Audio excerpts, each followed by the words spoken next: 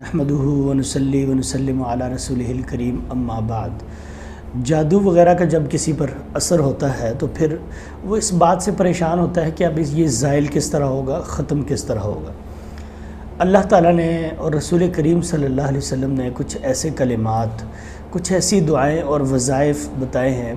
کہ جن کے پڑھنے سے، کچھ ایسے اعمال بتائے ہیں جن کے کرنے سے، کچھ ایسی دعائیں بتائی ہیں جن کے کھانے سے، استعمال کرنے سے انسان صحت یاب ہو جاتا ہے۔ اور یہ بات مسلمہ ہے کہ کلمات کا اثر ہوتا ہے۔ جیسے آپ کو کوئی بری بات کہتا ہے تو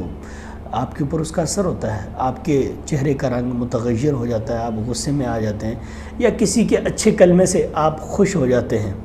اور آپ کا سینہ چوڑا ہو جاتا ہے، آپ فخر کرنے لگ جاتے ہیں۔ اسی طرح دعا کا بھی اثر ہوتا ہے۔ نبی اکرم صلی اللہ علیہ وسلم نے ارشاد فرمایا، صحیح بخاری میں ہے، ما انزل اللہ داء الا انزل لہ شفاء۔ اللہ تعالیٰ نے آسمان سے کوئی بھی بیماری نازل نہیں کی مگر اس کے ساتھ شفا بھی نازل کی ہے۔ تو جو بھی بیماری ہے اس کا علاج اللہ اور اس کے رسول صلی اللہ علیہ وسلم نے بتلا دیا ہے۔ جو صاحب علم لوگ ہیں، جو اس فن سے متعلقہ لوگ ہیں، ان کو اس بات کا علم ہے۔ جو ماہرین ہیں وہ بخوبی جانتے ہیں کہ اس مرض کا علاج کیسے ممکن ہوگا، کس طرح اس کا علاج کیا جائے گا۔ اسی طرح صحیح مسلم میں بھی ہے، نبی اکرم صلی اللہ علیہ وسلم نے ارشاد فرمایا، لِكُلِّ دَاءٍ دَوَاءٌ، ہر ایک بیماری کے لیے دوا ہے، شفا ہے۔ جب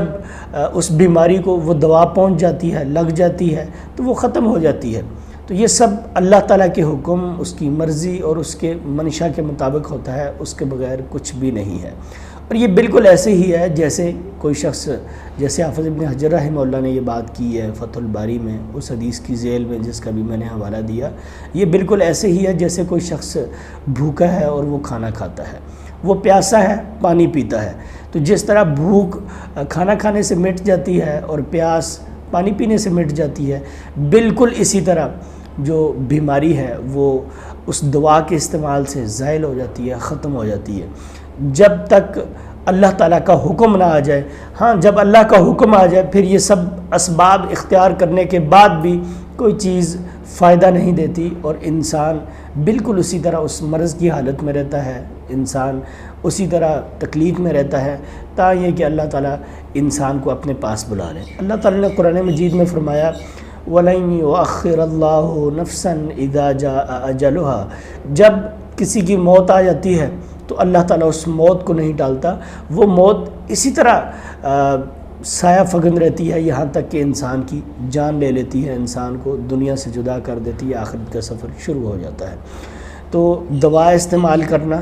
جو نبی اکرم صلی اللہ علیہ وسلم نے بتلائی، جادو کے متعلق، جنات کے متعلق، نظر بد کے متعلق، یا اس طرح کی جو اور بیماری، روحانی بیماریاں ہیں ان کے متعلق، اور اسی طرح وہ کلمات پڑھنا، وہ وظائف اور وہ دعائیں پڑھنا، یہ عین مسنون طریقہ ہے۔ اور اسی طرح وہ اسباب اور اعمال اختیار کرنا جن کا رسول اللہ صلی اللہ علیہ وسلم نے حکم دیا ہے، جو احتیاطی تدابیر ہیں، یہ عین نبی اکرم صلی اللہ علیہ وسلم کی سنت ہے۔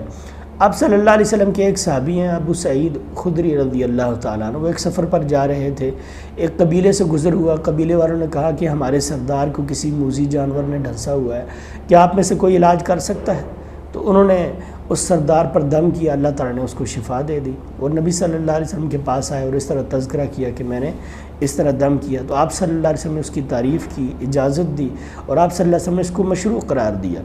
تو اس لیے اگر کوئی شخص جادو زدہ ہے یا نظر بد کا شکار ہے یا وہ جنات کا شکار ہے یا کسی اس طرح کی مصیبت میں پھنسا ہوا ہے، تو علاج کلمات کے ذریعے، مسنون دعاؤں کے ذریعے